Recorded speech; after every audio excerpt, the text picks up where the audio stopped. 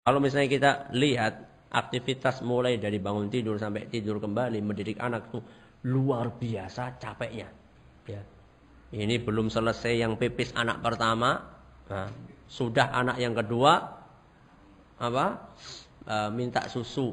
Belum ini minta susu selesai, yang ini berantakin apa baju. Belum ini selesai, yang ini mainan air di kamar mandi. Sabrek pekerjaan. Itu baru masalah anak, belum masalah nyapu kebersihan rumah, belum yang lain-lainnya. Capek yang namanya mendidik anak. Mengurusi pekerjaan rumah tangga juga capek sekali. Makanya apa? Makanya di sini kita dibutuhkan bagaimana caranya supaya amalan tersebut, aktivitas tersebut terasa ringan. Caranya adalah dengan mengikhlaskan niat kita. Kenapa? Karena yang namanya aktivitas, seberat apapun kalau misalnya dilakukan dengan tulus dan ikhlas, maka aktivitas yang berat itu akan terasa ringan. Kebalikannya, aktivitas seringan apapun kalau misalnya dilakukan dengan rasa bebeh, dengan tidak ikhlas, tidak tulus, maka akan terasa berat. Makanya panjenengan supaya ringan aktivitasnya, terutama ibu-ibu ya. Saya katakan kepada ibu-ibu, para akhwat, para ummahat ya. Kalau misalnya Anda pengen aktivitas di rumah itu terasa ringan, lakukanlah dengan perasaan yang tulus. Saya pernah suatu ketika membebaskan istri dari pekerjaan rumah tangga 1 hari. Nah, cuma apa? 1 hari. Saat itu saya sama kakak ipar, ayo mas, kita bebaskan istri-istri kita dari pekerjaan rumah tangga. Mari kita garap sendiri pekerjaan rumah tangga. Ya biasa masih pengantin baru. Kalau sekarang kayaknya belum. Ya, ayo kita bebaskan istri kita. Ayo kita yang masak sekarang, kita yang bersih-bersih. Saya seingat saya mulai masak dari jam 6. Mulai masak dari jam 6 pagi. Apa ya masaknya saya itu? Jangan bening, terus goreng tempe, terus bikin oseng apa, terus goreng kerupuk. Itu kerja mulai jam 6 baru matang jam tengah 10. Padahal itu dikeroyok 2 orang itu. Saya sama kabar Allah. Habis itu udah selesai pun sambil apa? Keringnya itu gemobios ya. Ya Allah, ternyata begini tuh pekerjaan istri kita tiap hari. Itu baru apanya? Baru masanya, belum ngepelnya, belum ganti popoknya, belum ininya, belum itunya. Masya Allah, ternyata pekerjaan itu berat ya. Makanya antum ini, Anda para suami ini jangan mentang-mentang ya. Ya, pulang-pulang belum matang, mau berangkat sekolah belum matang, itu capek itu mempersiapkannya. Ya, maka saya katakan kepada para istri, saya tahu pekerjaan istri itu berat sekali. Pekerjaan suami juga berat sama, ya, mencari nafkah. Makanya supaya terasa ringan, lakukanlah pekerjaan itu dengan apa? Dengan tulus dan ikhlas. Ini kekuatan yang pertama. Kekuatan yang kedua, dengan keikhlasan, ucapan kita akan punya bobot. Ucapan kita akan punya apa? Bobot. Saya tanya, sering enggak nasihati anak? Sering enggak nasihati anak? Sering. Sering nasihati anak. Lebih sering masuknya atau lebih sering lewatnya? Hah? Lewat maksudnya adalah masuk telinga kanan, keluar telinga kiri. Masuk itu maksudnya ya masuk kemana? Ke hati. Masuk telinga kanan, mampir kemana? Ke hati. Lebih sering lewatnya atau masuknya? 50-50. Iya, lewat. Kenapa sih? Kan omongannya sama kan ya? Omongannya sama-sama sholat. Ayo ke masjid. Omongannya sama. Kadang-kadang masuk, lebih sering lewat. Kenapa? Kita dulu ketika dididik sama orang tua kita, ada di antara nasihat orang tua kita yang sampai sekarang masih kita ingat. Iya enggak? Ada beberapa nasihat orang tua kita yang sampai sekarang masih kita ingat dan masih kita pegang kuat. Iya enggak? Tapi juga banyak nasihat yang sudah lupa. Iya enggak? Kenapa? Kenapa ada nasihat yang masuk dan ada nasihat yang lewat? Kenapa? Kenapa? Enggak tahu. Jawabannya karena nasihat itu tergantung apa pendorongnya. Nasihat itu tergantung apa pendorongnya. Nasihat itu kalau boleh saya umpamakan seperti sebuah pukulan. Seperti sebuah apa? Pukulan. Antara orang mukul sekenanya sama orang yang mengumpulkan tenaganya kemana? Ke dalam genggamannya, semuanya dialirkan, bukan tenaga dalam ya. Jadi tenaganya dialirkan kemana? Ke tangannya, kemudian dia genggam tangan tersebut. Setelah ini dia pukulkan dengan pukulan yang apa? Sepenuh hati. Beda enggak? Bedanya apa? Bedanya ini sakit, ini enggak ya? Bedanya ini ada dorongannya. Kalau yang ini enggak ada dorongannya.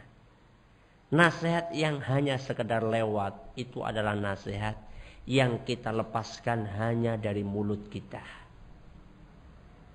Kalau boleh saya katakan nasihat lipstick, hanya sekedar penghias apa? Bibir. Nasihat yang masuk adalah nasihat yang keluar dari hati kita dengan penuh kekuatan jiwa kita dan penuh keikhlasan serta keimanan. Itulah yang akan masuk ke dalam hati anak-anak kita. Sekarang ketika kita memberi nasihat, banyak di antara kita yang memberi nasihat hanya sekedar lalu saja. Jangankan kita mengumpulkan energi keikhlasan kita, melihat anak kita saja enggak. Ayo orang tua nasihat, anaknya di sana, ayo ke masjid, dianya sambil apa? Sambil melihat yang lainnya. Menyetorkan muka saja kepada anak Anda. Bagaimana kita akan serius dalam menasihati anak kita? Ya. Masih banyak di antara orang tua menasihati anaknya hanya sekedar lalu saja. Sambil dia melakukan aktivitas yang lainnya, dia ngomong sama anaknya. Sehingga anak itu tidak merasa diperhatikan sama orang tuanya.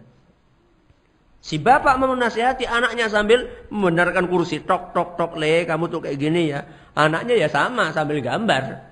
Anaknya dengarkan nasihatnya sambil gambar. Si bapak memberikan nasihatnya sambil apa? Sambil memperbaiki kursi. Ibunya juga sama saja. Nasihat model apa seperti itu? Ya. Tapi manakala nasihat itu kita sampaikan dengan penuh keikhlasan dari dalam hati kita. Ya.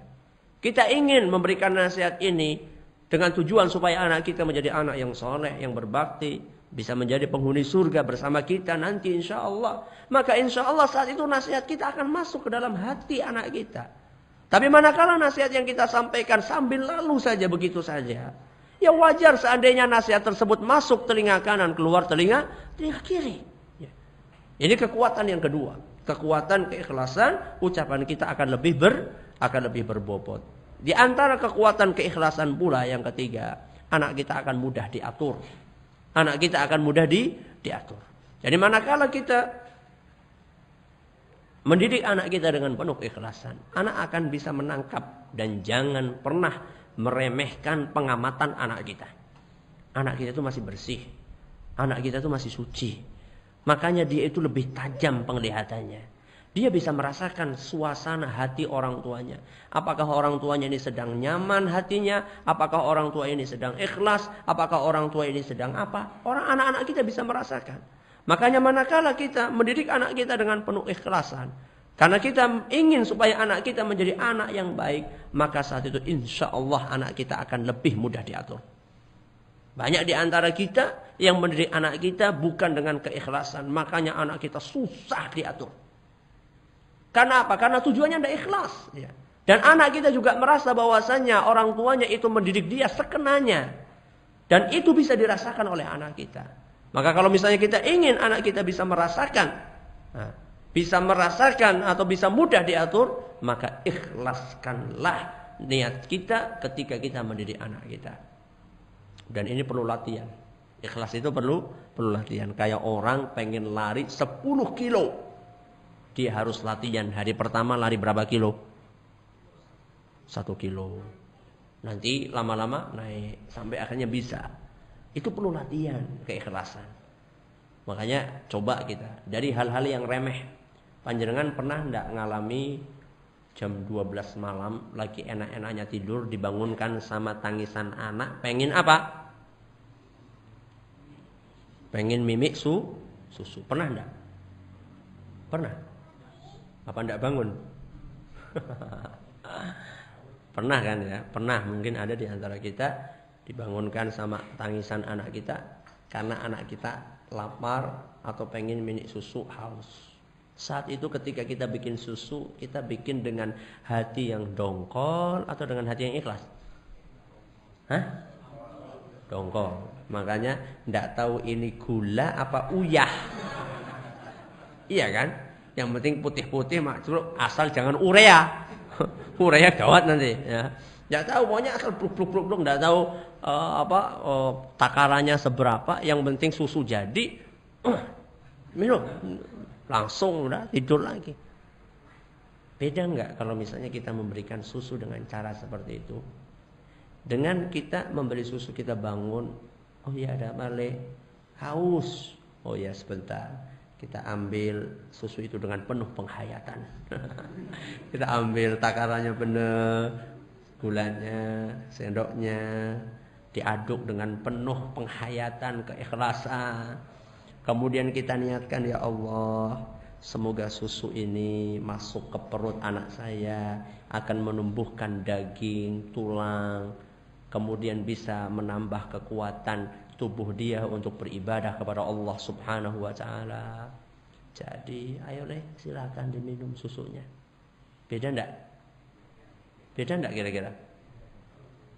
Beda? Apa jenengan pernah ngerasakan dulu? Jelas beda. Jelas beda, enggak mungkin sama. Karena apa? Karena ada dorongan, ya. Ada maksud di dalam hati kita. Maka ketika kita bikin susu dengan penuh keikhlasan, walaupun hanya sekedar dalam tanda kutip bikin susu, itu berpengaruh, ya. Berpengaruh terhadap perilaku anak kita.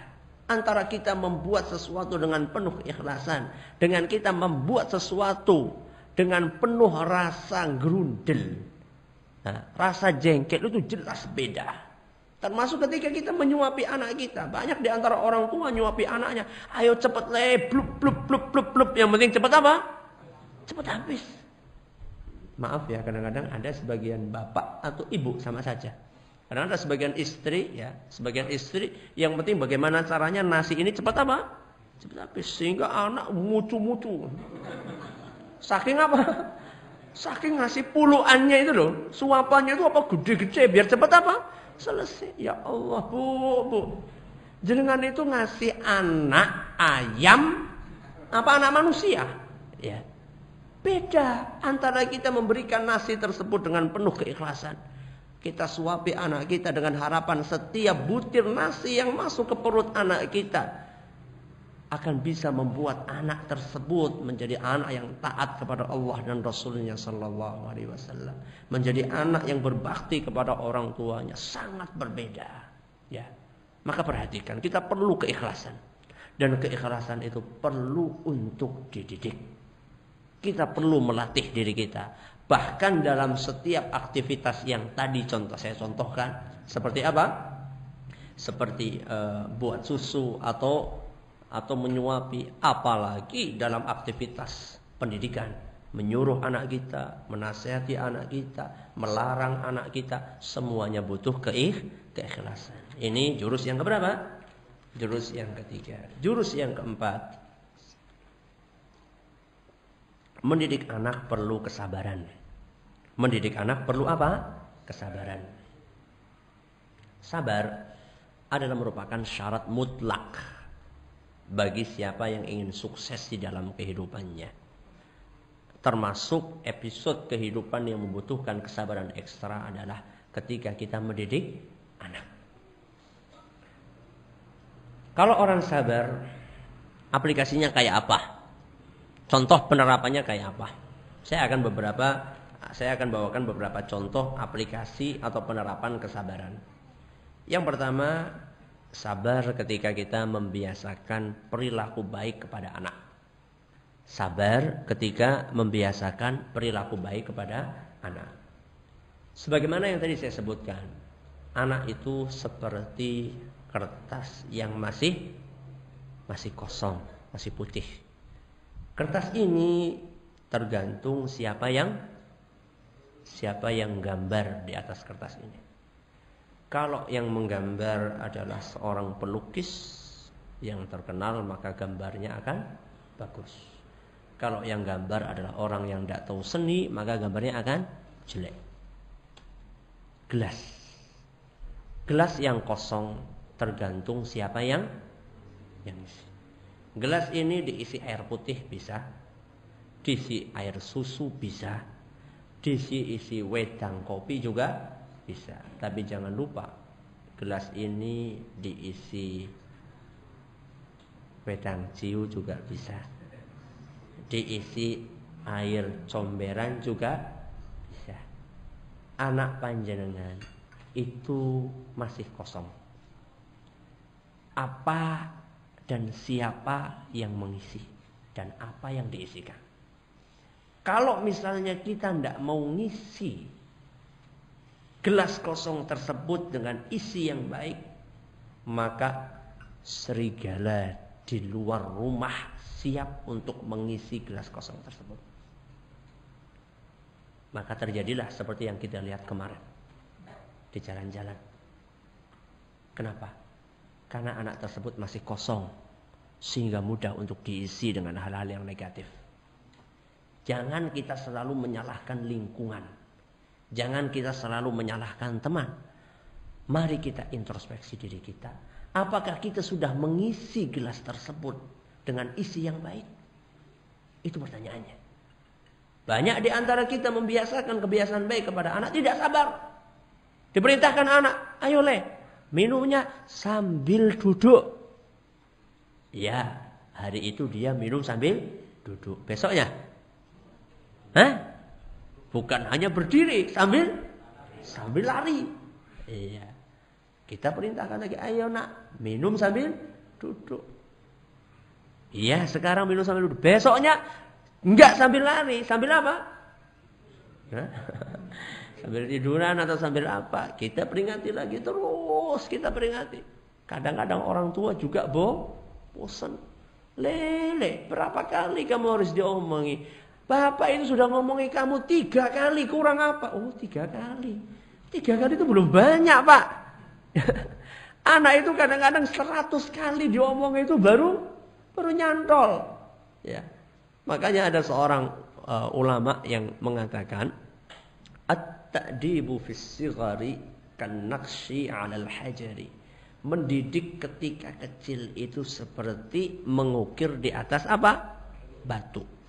Mengukir di atas batu itu gampang apa susah? Susah.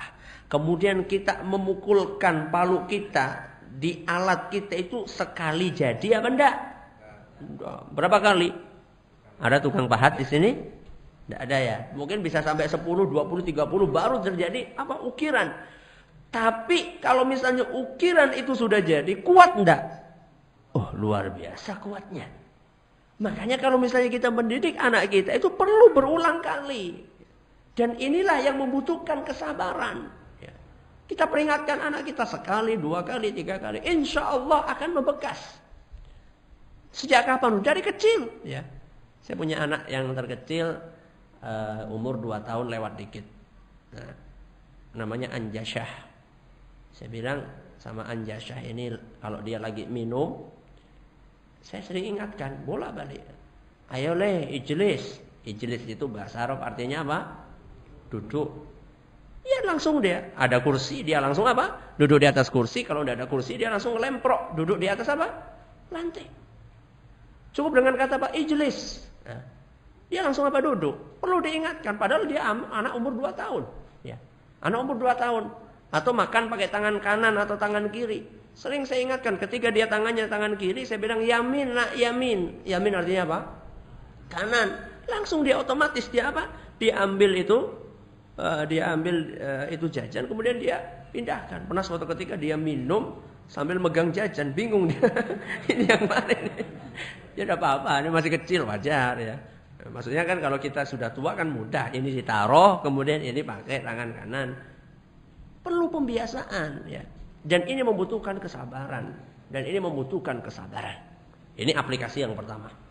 Aplikasi yang kedua, sabar ketika menghadapi pertanyaan anak. Sabar ketika menghadapi pertanyaan anak. Anak apalagi umur-umur 3 tahun, 4 tahun ke atas, semuanya ditanyakan. Ya enggak? Semuanya ditanyakan. Karena dia ingin tahu kan. Dia tanya, "Pak, ini apa?" "Oh, ini dinding." Nanti lama-lama, "Pak, ini apa?" "Oh, itu lampu." "Oh, itu kipas." Tanya semuanya ditanya. Sampai pernah suatu ketika saya ditanya sama anak saya yang nomor 2 apa ya, atau nomor 1 saya lupa saya itu. Saya itu ada jajan namanya Momogi. Ya. Ada jajan namanya apa? Momogi. Ini ditanyakan sama anak saya, "Pak, Bi, kenapa sih jajan ini namanya Momogi?" Saya kan bingung karena saya tidak tahu. Saya tidak tahu Momogi itu sebenarnya singkatan dari mau lagi. Ya. Kemudian disingkat jadi apa? Momogi. Saya tidak tahu. Akhirnya saya bilang, ya udah dari sananya, Leh. Saya bilang, pabriknya ngasih nama seperti itu. Jadi kadang-kadang pertanyaan-pertanyaan yang remeh, yang menurut kita remeh, itu ditanyakan sama anak kita. Sebagian orang tua tidak sabar. Sehingga ketika ditanya dengan pertanyaan seperti itu, dia marah. "Kamu itu tanya terus, bapak itu capek baru pulang dari kantor. Bapak ini lagi sibuk, kamu tanya terus." Padahal anak mau bertanya kepada orang tuanya, itu pertanda apa? Pertanda apa? Ingin tahu saja? Ingin tahu kenapa enggak tanya sama pembantu? Kedekatan. Ada yang lain? Apa? Terperhatikan. Yang lain? Menghormati. Ada yang lain? Sayang. Terus? Ingin mendapat pengetahuan. Ada yang lain? Ada yang lebih prinsip dari itu? Apa? Apa? Trust, kepercayaan. Dia percaya sama siapa? Sama bapaknya, sama ibunya. Si anak bertanya kepada bapak dan ibunya karena dia percaya sama bapak ibunya.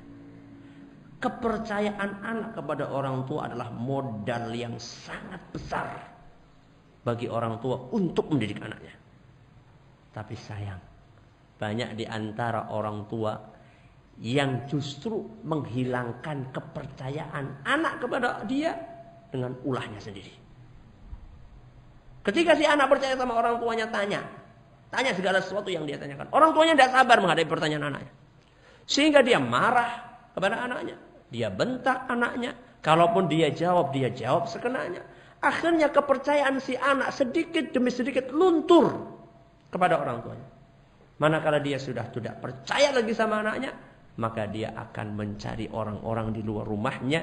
Yang sangat disayangkan sekarang banyak serigala di luar rumah yang siap untuk mencaplok anak kita. Maka jangan salahkan anak kita ketika dia tidak percaya sama orang tuanya. Karena apa? Karena kita sudah membuang kepercayaan tersebut. Ya. Jadi kita perlu memperhatikan. Ya. Ketika anak kita bertanya, kita harus meluangkan waktu kita. Minimal kita menjawab dengan melihat muka anak kita. Dia sudah senang dilihat sama kita.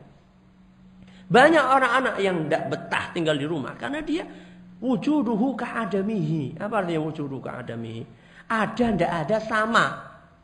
Jadi di rumah itu ada anak apa tidak ada sama saja. Artinya ada ya ada, tidak ya tidak apa-apa. Tidak diperhatikan sama orang tuanya. Baru setelah seminggu anaknya nggak kelihatan. Loh di mana ya si Anu ya? Baru dicari, subhanallah. Bagaimana mungkin anak itu akan betah di rumah? Makanya banyak orang tua yang mengeluh. Pernah suatu ketika saya ngisi pengajian, ada orang tua mengeluh, "Ustadz, gimana caranya ya anak saya itu supaya betah di rumah?" Saya bilang, "Wah, caranya mudah, Bu. Bagaimana bikin rumah panjenengan itu adem?" "Oh, berarti kita harus beli AC, Ustadz ya?" "Wah, duitnya dari mana Mas beli AC?" Saya bilang, "Bukan, maksud saya adem itu adem suasananya, nyaman. Jadi anak di rumah itu merasa diperhatikan oleh orang tuanya. Pulang sekolah disapa, 'Nak, tadi di sekolah belajar apa? Ketemu sama teman siapa saja? Bagus enggak pelajarannya?" Sehingga si anak itu merasa diperhatikan. Dia itu ada wujudnya. Dia itu bukan makhluk halus yang tidak bisa dilihat, ya. Jadi anak itu merasa dia itu, keberadaan dia itu berarti di rumah. Itulah caranya kalau misalnya kita ingin anak kita merasa nyaman di rumah. Kita perhatikan. Tanya anak, kita jawab pertanyaan dengan sepenuh hati. Ya. Walaupun kita sedang melakukan aktivitas sesibuk apapun, kita hentikan dulu. Kalaupun kita tidak bisa, kita katakan sama anak kita, maaf nak, bapak lagi sibuk ya. Nanti sebentar setelah ini saya akan jawab pertanyaan kamu. Kasih tahu pengertian kepada anak kita. Jangan kita tahu-tahu anak bertanya, kita marahi, kita hardik, kita bentak. Jangan. Karena modal utama itu bisa lenyap. Yaitu modal utama apa tadi? Kepercayaan. Yang ketiga, contoh aplikasi kesabaran. Sabar untuk menjadi pendengar yang baik. Sabar untuk menjadi pendengar yang baik. Banyak di antara orang tua sangat disayangkan. Dia itu pendengar yang buruk buat anak-anaknya. Makanya anaknya belum sempat ngomong, si orang tua sudah langsung memvonis. Contoh, anak pulang sekolah biasanya jam berapa? Anak SD. Jam berapa? Jam 12. Suatu ketika anak kita baru pulang menjelang maghrib. Dan anak tidak SMS, tidak ada kabar apa-apa. Tentunya sebagai orang tua kita merasa khawatir plus merasa jengkel. Kenapa sampai jam sekian tidak pulang? Begitu anak pulang, anaknya baru ngomong, baru mau buka, Pak, sudah apa? Sudah dibombardir dengan apa? Kamu pasti main PS ya, kamu pasti main bola ya, kamu pasti ini ya. Anak belum sempat ngomong, sudah langsung diserang dengan sekian banyak vonis dari orang tuanya. Inilah contoh orang tua yang menjadi pendengar yang buruk buat anaknya. Dan ini salah. Yang betul bagaimana? Yang betul kasih dia kesempatan untuk bicara. Mungkin gak anak punya alasan? Mungkin. Mungkin dia diajak temannya untuk nengok temannya yang sakit. Mungkin dia dapat tugas dari sekolahan dan dia tidak sempat untuk SMS karena pulsanya habis. Banyak kemungkinan. Kenapa kita tidak kasih kesempatan anak kita untuk berbicara? Hargailah anak kita. Kalau kita menghargai anak kita akan menghargai kita. Kalau kita tidak menghargai anak kita, jangan harap kita akan dihargai oleh anak kita. Kenapa? Karena kita nggak mau menghargai mereka. Kasih dia kesempatan untuk berbicara. Kasih dia kesempatan untuk mengungkapkan argumennya. Mungkin anak kita mainan air. Kenapa mainan air? Jawab, mungkin dia punya argumen walaupun argumennya enggak benar, ya. Tapi kita dengarkan dulu, kita tampung dulu, kita hargai dia bicara. Kita hargai dia mengungkapkan isi hatinya. Setelah itu kalau misalnya argumen dia salah, baru kita apa? Kita luruskan. Contoh yang keempat, sabar, aplikasi kesabaran, sabar ketika emosi memuncak. Sabar ketika emosi memuncak. Pernah marah sama anak enggak? Pernah? Sering? Sering. Pernah ngaca enggak ketika marah? Ketawa. Pernah enggak? Hah? Pernah? Gimana? Bagus. Kita pernah marah, bahkan sering marah sama anak kita. Ketika kita sedang marah, kata para ahli psikologi, jangan sekali-kali kita menjatuhkan hukuman. Ketika lagi marah, jangan menjatuhkan hukuman. Kenapa? Hah? Apa? Tidak adil. Karena biasanya kalau kita menjatuhkan hukuman ketika kita sedang marah, biasanya cenderung tujuannya adalah untuk menyakiti dan untuk melampiaskan, bukan untuk mendidik. Makanya kalau kita lagi marah menghukum anak kita, kita cubit, anak kita tidak nangis, gimana coba? Hah? Diulangi lagi kan? Enggak, ya jangan ditampar dulu toh. Dicubitnya lebih apa? Lebih keras. Supaya apa? Nangis. Kalau dia nangis kita baru apa? Puas. Nah, puas. Ini berarti bukan untuk mendidik. Ini untuk apa? Untuk memuaskan nafsu amarah kita. Hati-hati. Bedanya tipis. Ya.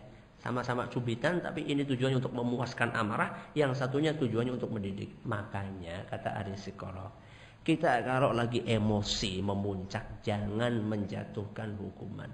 Biasanya hukumannya itu tidak adil. Kesalahan kecil hukumannya besar.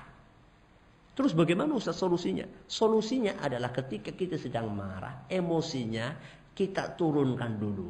Caranya gimana? Terserah. Terserah. Misalnya misalnya duduk dulu atau istighfar atau ta'awud ya. Atau makan. Ya terserah, kalau hilang dengan makan ya enggak apa-apa, asal makan yang halal aja. Enggak apa-apa. Yang penting kita berusaha untuk apa? Emosi yang sudah memuncak itu berusaha kita ademkan dulu.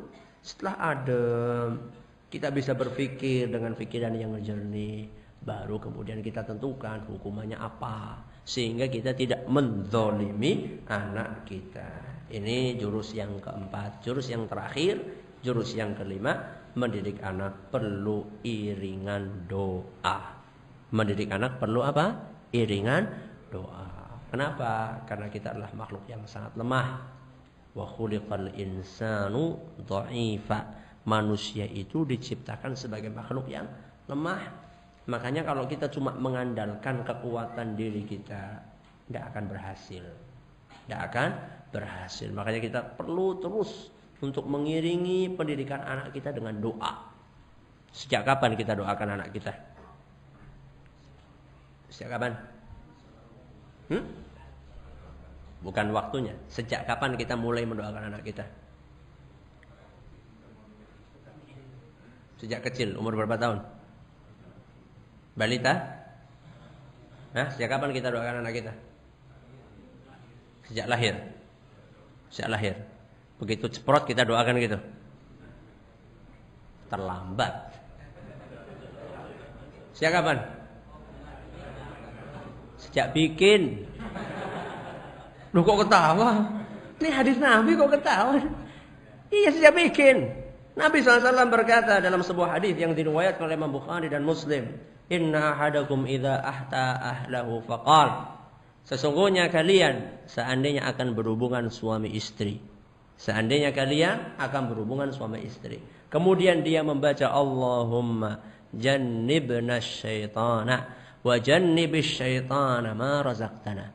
Seandainya ada seorang hamba sebelum melakukan hubungan suami istri, dia membaca doa ini, kemudian Allah mengaruniakan anak, kata Nabi SAW, lam yadurrahu syaitanu, maka setan tidak akan bisa mencelakakan anaknya. Udah baca doa belum?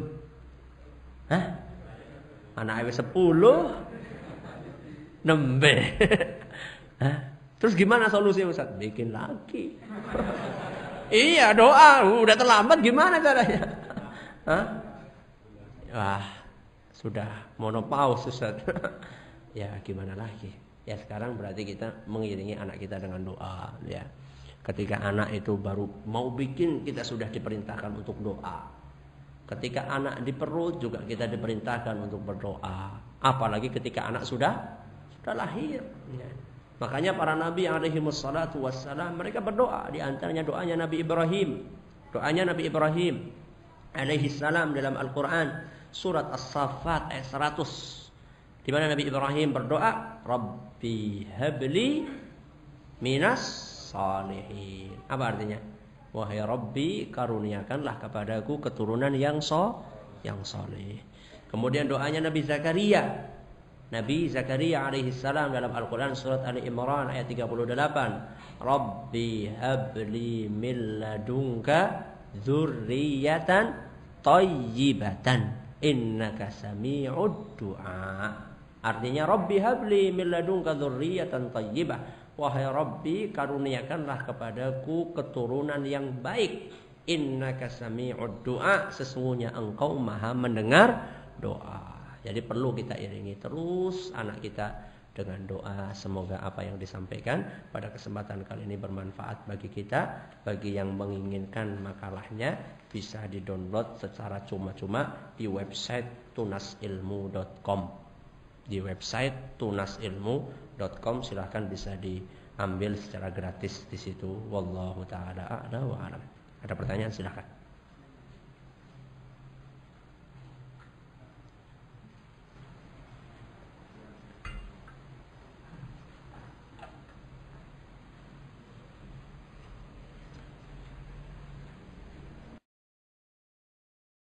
Anak kami terbiasa nonton TV di rumahnya Mbah Kakung.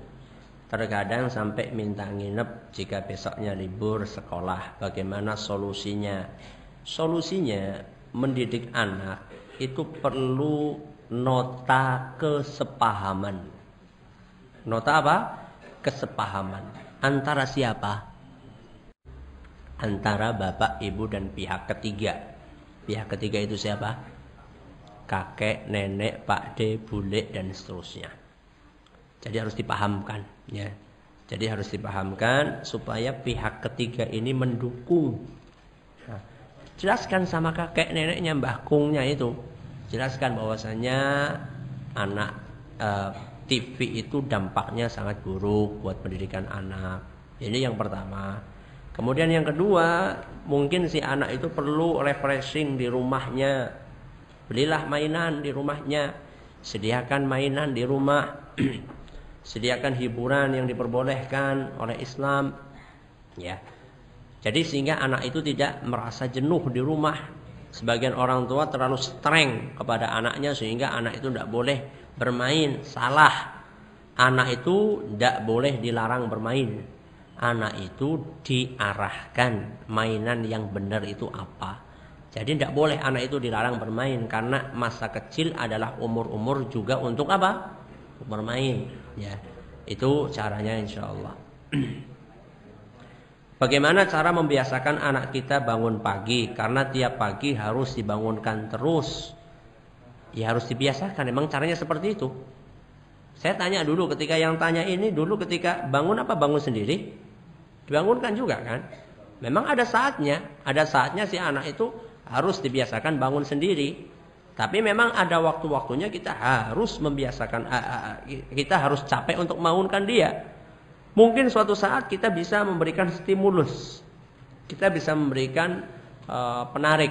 Misalnya kita katakan, kalau misalnya kamu besok bangun sendiri, nanti bapak ibu kasih hadiah. Hadiahnya apa? Uang sakunya ditambah misalnya. Biasanya 100 jadi berapa? Jadi 200 misalnya. Iya, saku berapa uang saku anak-anak sekarang? Biasanya 500 jadi 1000 misalnya, ya. Kasih semana sehingga dia termotivasi, ya. Itu perlu misalnya dibiasakan seminggu, ya. Kita punya waktu seminggu untuk biasakan anak bangun. Setelah itu, nak, kita fakta kesepakatan kita, nota kesepakatan kita adalah kamu akan kita kasih seminggu uang jajan lebih kalau kamu rajin, ya. Setelah itu ya sudah, Anda pakai uang saku terus, masa uang sakunya selalu ditambah, nanti kita bangkrut nanti. Ya.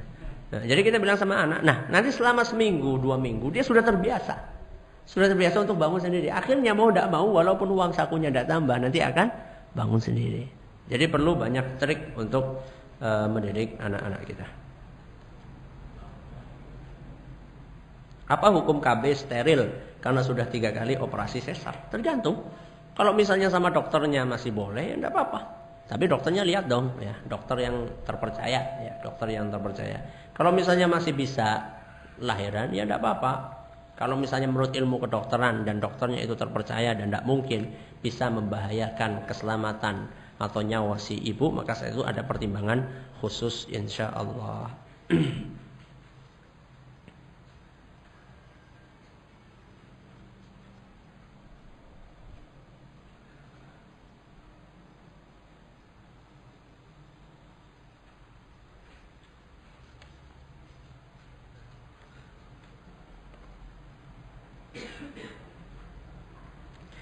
Sepasang suami istri belum punya anak, padahal mereka sudah lama menikah. Akhirnya mereka mengambil anak angkat, tapi anak itu anak hasil perzinaan.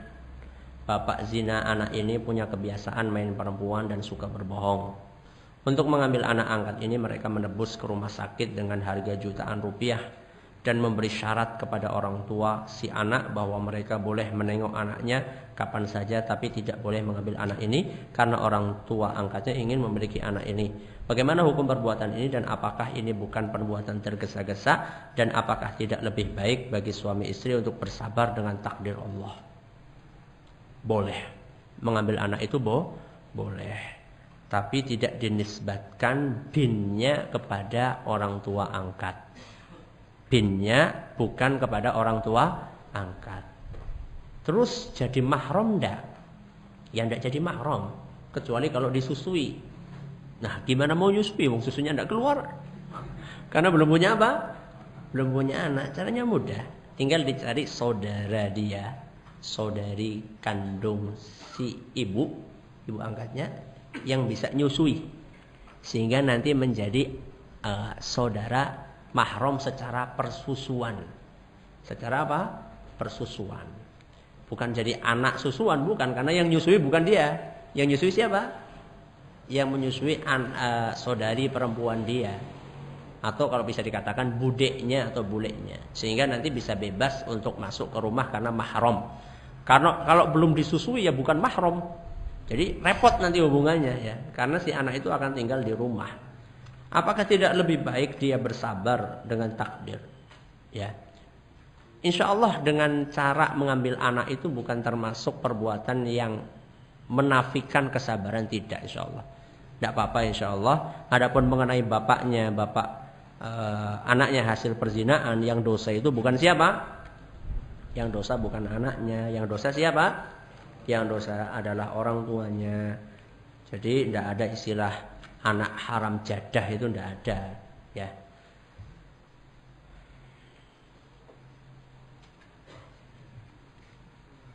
Kaitannya dengan prinsip banyak anak tapi harus memperhatikan pendidikan. Indonesia berupaya menekan laju pertambahan penduduk dengan program KB. Lah, program KB yang diajarkan Rasulullah itu bagaimana? Tergantung ya maksudnya apa. Kalau maksudnya adalah memutus apa? Memutus apa tadi?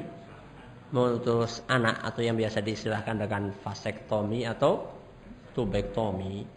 Kalau tidak ada alasan syar'inya, itu tidak seyogianya dilakukan. Jadi yang ada di dalam Islam setahu saya adalah mengatur jarak kelahiran, bukan apa? Bukan memutus sama sekali. Kalau mengatur itu sudah diisyaratkan dalam Al-Quran ketika Allah Subhanahu wa ta'ala berbicara tentang persusuan. Haulaini kamilaini, apa artinya? 2 tahun penuh. Itu kan isyarat bahwasanya si anak ini perlu disusui sampai berapa tahun? Sampai 2 tahun. Jadi kalau misalnya anak 1 tahun umurnya kemudian langsung disundul sama adiknya, bisa nyusu nggak? Nggak bisa, ya. Nggak bisa nyusu, entah karena susunya nggak enak atau mungkin nggak tahu apakah keluar, nggak tahu saya. Tapi biasanya karena susunya nggak enak. Akhirnya anak nggak terpenuhi hak susuan dia. Jadi kalau misalnya kita mengikuti aturan Quran tersebut 2 tahun, berarti kan setelah 2 tahun bisa baru berhubungan, maksudnya berhubungan untuk buat anak lagi. Untuk supaya lahir lagi kan butuh apa? 9 bulan. Berarti kan jarak idealnya kira-kira berapa tahun? Sekitar 3 tahun lah ya, sekitar 3 tahun lah, katakan pukul rata misalnya baru 2 tahun, mau bikin lagi mungkin gagal sebulan 2 bulan, baru kemudian setelah 1 tahun jadi 3 tahun persis, baru kemudian punya anak lagi. Ideal insya Allah 3 tahun. Kecuali kalau misalnya mau diundur lagi juga tidak apa-apa, karena ada pertimbangan yang lain. Yang penting tidak diputus sama sekali kalau tidak ada alasan syar'i atau alasan yang dibenarkan oleh agama. Kita perlu khawatir kepada anak atau tidak kalau anak sudah disuruh kebaikan tapi belum segera melaksanakan. Khawatir kalau nantinya tidak baik atau kebablasan. Terima kasih. Dilihat anak itu punya alasan enggak? Anak itu punya alasan enggak? Misalnya, tolong beli sayur. Di mana? Di warung. Anak tidak segera berangkat. Dilihat anak kita lagi apa? Oh, mungkin anak kita lagi nggarap PR. Saat itu kita apa? Oh, nanti sebentar selesai garap PR-nya baru kemudian berangkat. Jadi dilihat apa alasannya anak tidak segera berangkat. Kalau misalnya anaknya alasannya karena malas, ya mungkin saat itu kita perlu untuk lebih tegas lagi memerintahkan anak.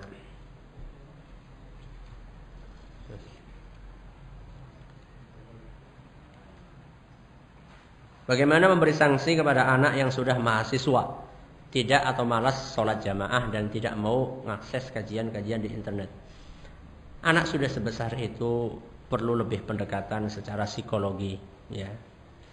Kalau dikerasi, saya yakin malah nanti dia akan semakin menjadi-jadi karena dia merasa sudah merasa sudah dewasa. Maka lebih baik anak seperti itu dengan akses dengan cara yang lebih bijak lagi, dengan cara nasihat pendekatan, sama sambil didoakan ya, sambil didoakan semoga hatinya terbuka. Bagaimana hukum imunisasi dalam Islam? Tidak apa-apa ya, tidak apa-apa imunisasi dalam Islam. Siapa bilang tidak boleh? Fatwa para ulama besar kita tidak apa-apa ya. Itu adalah termasuk bentuk pencegahan. Termasuk bentuk apa? Pencegahan. Apa dalilnya? Haram. Dalilnya apa? Ya, kalau misalnya ada dalilnya, ayo kita bahas bersama-sama. Kalau tidak ada dalilnya, cuma sekedar dari isu-isu saja ya kita nggak akan terima.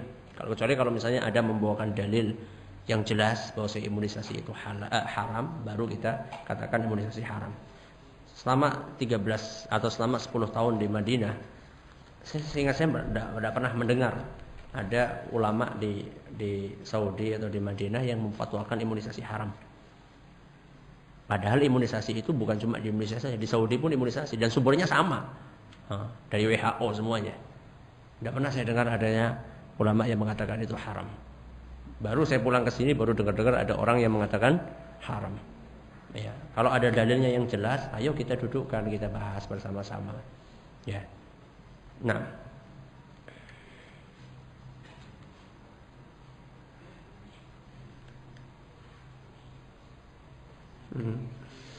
Ustadz mendahulukan banyak anak atau istri? Dahulukan mana? Hah? Kalau misalnya banyak anak belum bisa didik, apalagi banyak istri. Ya kalau misalnya kadang-kadang ya ini kadang-kadang teman-teman kita ini apa ya semangatnya gede, ya. Tapi kadang-kadang tidak ngelihat apa. Nggak lihat situasi dan kondisi ya. Tidak cukup hanya semangat ya, butuh apa? Untuk banyak hal ya. Butuh banyak hal. Butuh kesiapan kita ya, secara materi, secara pendidikan kita siap apa enggak, secara mental juga siap apa enggak ya. Saya pernah dengarkan bagus kajian pertanyaan atau kajian yang disampaikan oleh Ustadz Mukhtar kalau tidak salah, Ustadz Mukhtar di Radio Al-Mansurah Purbalingga. Bagus, beliau memberikan jawaban tentang apa syarat-syarat orang yang pengen poligami. Ya. Kalau tidak salah satu beliau sebutkan 3 kalau tidak salah. Mampu secara materi, mampu secara ilmu, kemudian mampu secara mental kalau tidak salah 3 itu. Materi ya kita bisa nggak ngasih makan. Nah, kita bisa nggak ngasih makan. Kalau nggak bisa ngasih makan, masa kita mau kasih makan batu kan nggak mungkin. Ya, itu materi. Kemudian ilmu, kita siap nggak untuk memberikan pengajian, memberikan ilmu pengertian kepada istri-istri kita. Satu istri aja di taklim aja nggak pernah diajak. Ya. Atau misalnya dia sendiri nggak punya ilmu untuk ngajari, taklim juga nggak pernah diajak. Dari sisi ilmu, dari sisi mental siap enggak? Kadang-kadang ada sebagian orang yang enggak punya mental, akhirnya dia jadi bulan-bulanan sama istrinya. Istri yang pertama ngancam, istri yang kedua ngancam, dia bingung dia di tengah-tengah. Kalau misalnya dia punya tiga kemampuan ini, silahkan. Saya bukan sedang menutup pintu poligami, enggak. Masing-masing lebih mengetahui kondisinya. Kalau dia mampu, enggak apa-apa, ahlan wa sahlan, tafadhol, silahkan. Nah, kalau anak sendiri merasa belum mampu, makanya wah ustadznya kok nggak poligami nih. Ini santrinya udah pengen poligami, ustadznya belum ya. Ya tidak apa-apa tuh. Silahkan kalau anda mau poligami, ya tidak apa-apa kalau anda sudah siap. Saya merasa belum siap, makanya saya tidak poligami. Ya, walaupun sudah ada yang nawari. Tapi saya merasa belum siap. Loh ngapain kalau saya belum siap, itu sama saja membunuh diri pelan-pelan itu. Ya, saya tidak siap. Itu perlu dilihat lagi itu. Bagus itu apa yang disampaikan oleh Ustadz Mukhtar di kajian, saya lupa judulnya, Rumahku Surgaku atau apa gitu, bagus kajiannya itu bisa didengarkan lagi.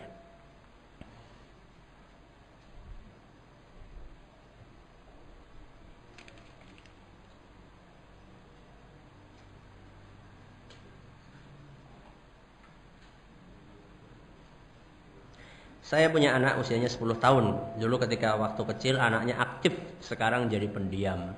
setelah saya mendengar pengajian dari Ustadz, ternyata memang kami sebagai orang tua kurang dalam mendidik dan memperhatikan anak. Apakah kami masih punya waktu untuk memperbaiki atau bisa mendidik anak menjadi anak yang soleh? Terima kasih. Insya Allah. Insya Allah. Allah itu mencintai hambanya yang optimis, tidak suka hamba yang pesimis. Ya. Makanya dalam hadis innallaha yuhibbul fa'lal hasan. Allah itu mencintai optimisme. Nah, makanya jangan pesimis. Masih ada waktu, baru 10 tahun, no. Baru 10 tahun, yang umurnya sudah 25 tahun saja masih bisa insya Allah. Apalagi baru umurnya 10 tahun. Maka memang butuh waktu lebih ekstra dibandingkan orang yang dari awal sudah benar mendidik anaknya. Mungkin sampai di sini pengajian kita pada kesempatan kali ini. Terima kasih atas perhatiannya. Mohon maaf atas segala kekurangannya. Kita tutup dengan membaca Subhanakallahumma wa bihamdika asyhadu an la ilaha illa anta astaghfiruka wa atubu ilaik. Wassalamualaikum warahmatullahi wabarakatuh.